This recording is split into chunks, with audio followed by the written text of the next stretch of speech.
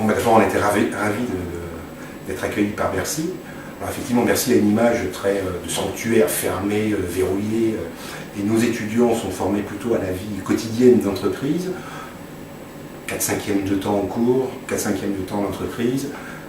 Dans le quotidien, ils sont un peu comme les petites PME qu'on a évoquées, le nez dans le guidon.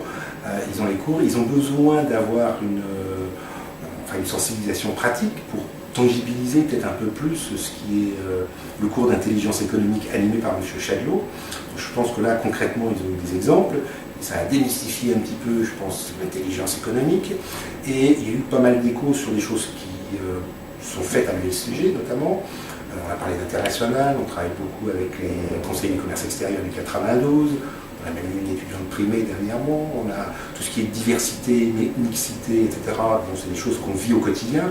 On a 47 nationalités, on les apprend à travailler en groupe, on essaye de véhiculer un message fort disant qu'il n'y a plus de marketing de produits, mais c'est du service, donc forcément c'est l'être humain qui est au cœur, on parle d'éthique, des choses comme ça. Donc je pense que beaucoup de termes, d'exemples évoqués par M. Lacave ont retrouvé un écho fort dans l'esprit de ces étudiants.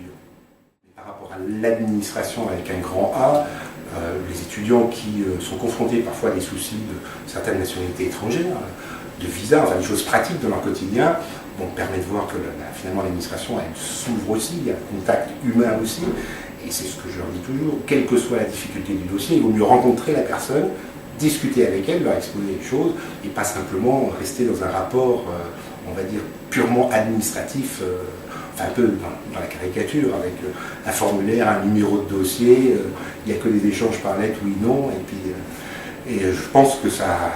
J'ai pas eu le temps de les interroger, mais je crois qu'ils ont dû apprécier ce contact, voir que finalement, derrière cette administration fermée, il y avait